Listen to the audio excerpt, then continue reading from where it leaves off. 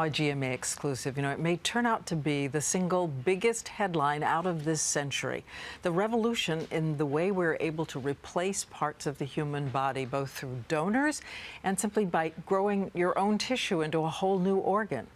Every pioneer on this front has a stunning story, like Jim Maki. He is the first male recipient of a face transplant in the United States, and I met him recently in Boston. And it all happened because of the extraordinary doctors at Brigham and Women's Hospital in Boston, where, by the way, the transplant era began.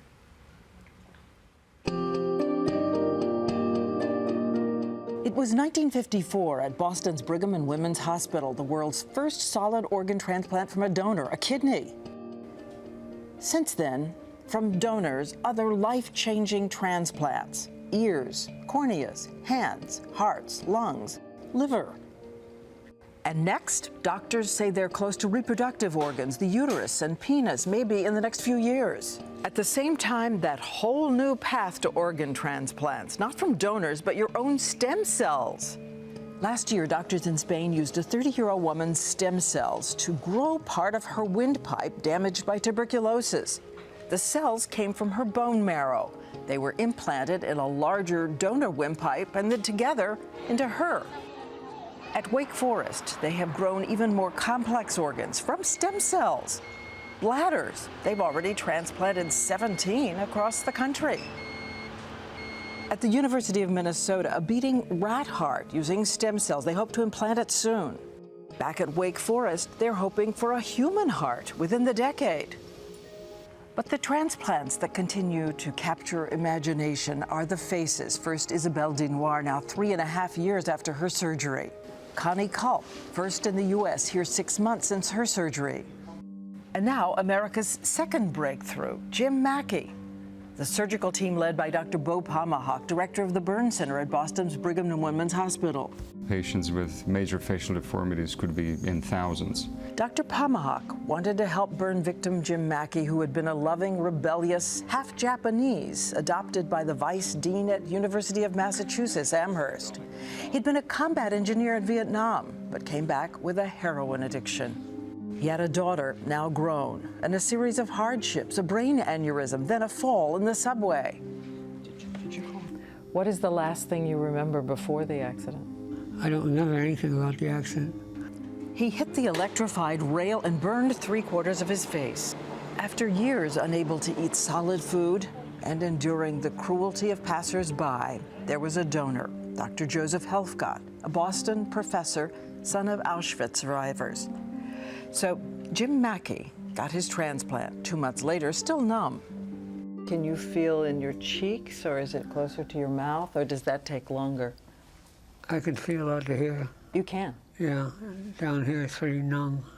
Yes, somebody said it's like the dentist's office when you get Novocaine, and we have to remember that it's Sort of like that. Going to be like that for a while. Yeah. When was the first time you got a mirror? About 3 or 4 days after the surgery. What's the biggest change? I didn't think there was any big change. It was that good, you know. It was like I'm looking in a mirror, and that's exactly what I see. I see my old self. And you also met with Susan Whitman. Yes. Susan Whitman, wife of the donor, asked to meet Jim. I was extremely hopeful that I would meet him. She said that when she saw you, that she saw you and not her husband. But she did see his fine Jewish nose. My husband had a very nice Jewish nose. It was one of his, as you can see from the picture. And you said you're growing a beard now. Yeah, it's weird. Where do you begin with what you want to say to her? First and foremost, I'm grateful to her and her husband. Susan said to us one of her happiest days will be when you have your smile back. Mm. I can feel it coming back now. That's like a long, long process. But I'm sure I'll get there. I'd like to be able to smile again too. I am really looking forward to when I start Jim moving the face. That moment when it happens will be very exciting for me. Have we just seen now the beginning? Do you think now the doors are open and it's going to be done in hugely increased numbers? I think that, yes, you will see rise in programs over the country. So I think for the next decade or two, we'll see a lot more transplantation. And if there's anyone who knows what the gift of a second chance can mean, it's Jim Maki, who vows he'll be a donor someday himself. I would like to die knowing that some part of me is going to be used in a donation to give somebody else a second chance. I mean, I got one. I just pass it on. Tell me your dream of the best possible day 5 years from now, when this is all healed and behind you. Well, first I'd have to eat Japanese food. But just that I'd settle down and settle into whatever I decide to take up again, school, whatever. And then I'd settle down and do a good job at what I was doing. You know? You're going to be rooting for the Red Sox. Always. You're going to be playing your Beatles music.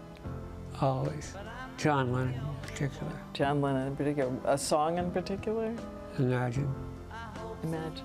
I enjoy life, you know. I'm just having to live it now.